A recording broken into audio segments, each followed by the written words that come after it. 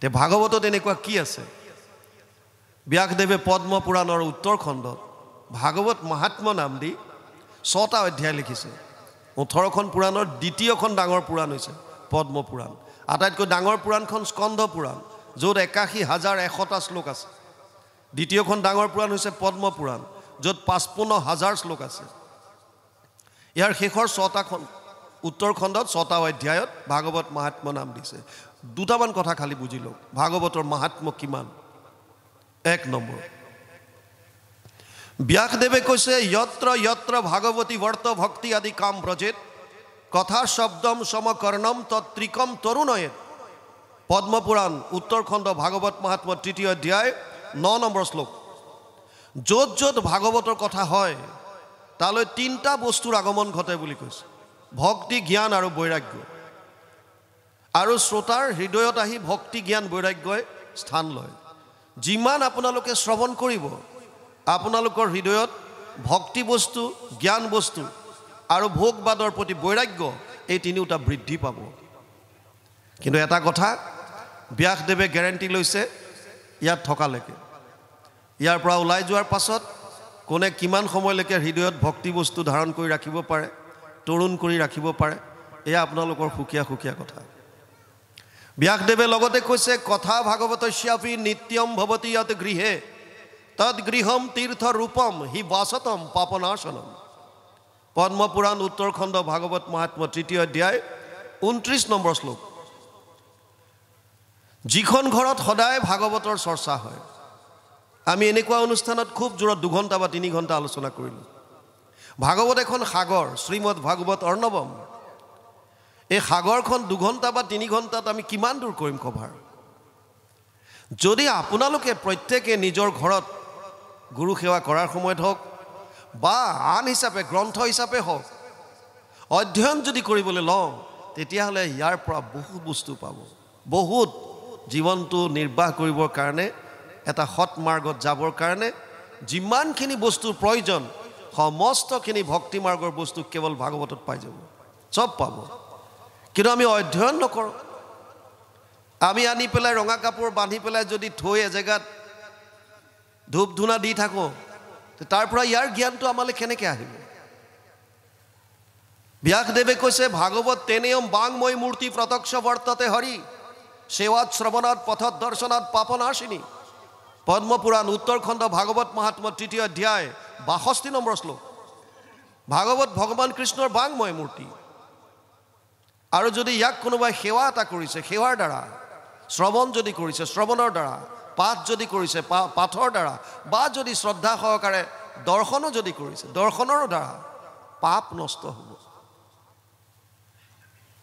Interesting কথা এটা আছে যে ভগৱান কৃষ্ণৰ বাংময় মূৰ্তি ভাগৱত, আৰু গুৰুজনাই মাধৱ পুৰুষক কৈ গ'ল শুনিও মাধৱ মোৰ থাকিবাৰ থান কীৰ্তন দশম মোৰ মূৰ্তিৰ সমান।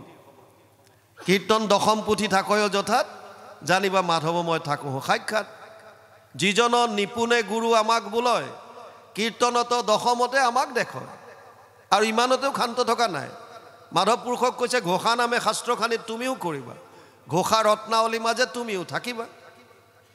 এটা ডাঙৰ কথাটো হ'ল ভাগৱত ভগৱান কৃষ্ণৰ বাংময় মূৰ্তি, কীৰ্তন দশম আমাৰ গুৰুজনাৰ বাংময় মূৰ্তি, ঘোষা ৰত্নাৱলী মহাপুৰুষ মাধৱদেৱৰ বাংময় মূৰ্তি। আমাৰ কি লাভ হ'ব? বাংময় মূৰ্তি হিচাপে যেনিবা আছে, আমি কি কৰিম এতিয়া? আমি কেৱল থৈ পেলাই যদি ধূপ ধূনা দি থাকোঁ, তাৰ পৰা লাভ হ'ব নেকি? অধ্যয়ন কৰিবলৈ দিছে। ভগৱান কৃষ্ণক যদি জানিব বিচাৰোঁ তেতিয়াহ'লে ভাগৱতৰ অধ্যয়ন কৰিব লাগিব। আৰু অধ্যয়ন নকৰাৰ কাৰণেই প্ৰভু ভগৱন্তৰ আদৰ্শবিলাক আমি ল'ব পৰা নাই। জীৱনত ভয়ংকৰ সংঘাত অহাৰ পাছতো তেওঁ সদায় আনন্দ মূৰ্তিৰ দৰে থিয় হৈ আছে। বাহ্যিক যিমানেই সংঘাত নাহক ভিতৰত স্পৰ্শ কৰিব পৰা নাই। যিজন ভগৱান কৃষ্ণই মথুৰাত কংসক বধ কৰাৰ পাছত উগ্ৰসেনক কাৰাগাৰৰ পৰা উলিয়াই কৈছিল এইখন সিংহাসনৰ অধিকাৰী কেৱল আপুনি, হে মহাৰাজ আজিৰ পৰা আপুনি এইখনৰ অধিকাৰী হ'ল, মই আপোনাৰ সেৱক। আৰু আমি বিষয় পাবৰ কাৰণে লবি ছিষ্টেম কৰোঁ।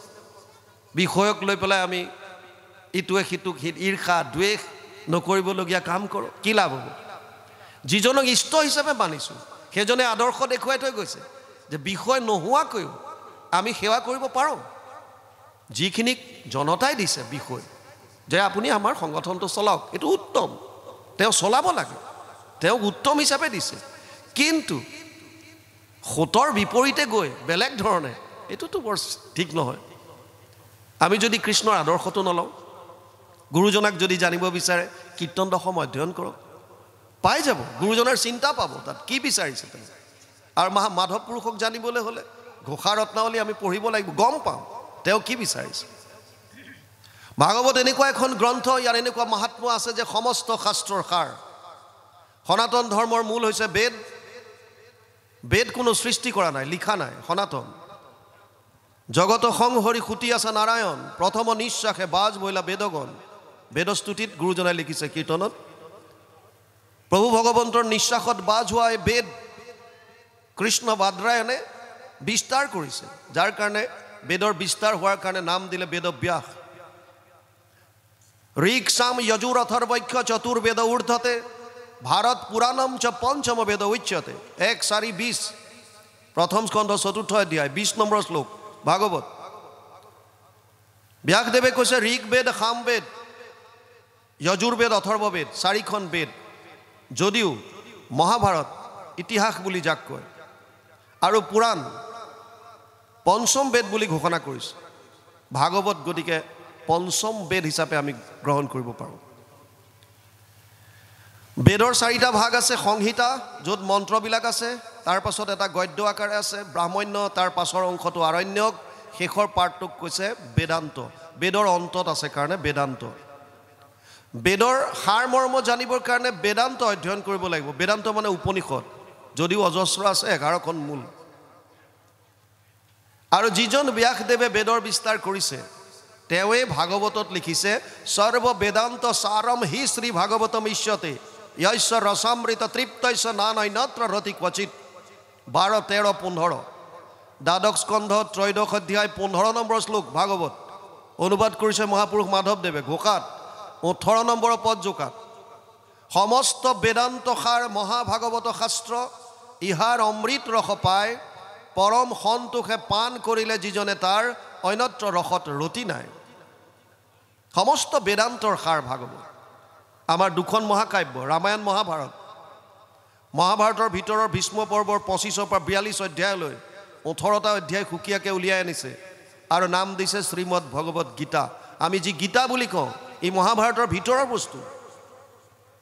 ভাগৱত যদি অধ্যয়ন কৰে বেদ বেদান্তৰ সাৰ পাব, মহাভাৰতৰ কথা পাব, প্ৰথমৰ পৰাই আৰম্ভ হৈছে, ৰামায়ণৰ কথা পাব, 9ম স্কন্ধ ৰাজবংশাৱলী, গীতাৰ কথা আছে ইয়াত।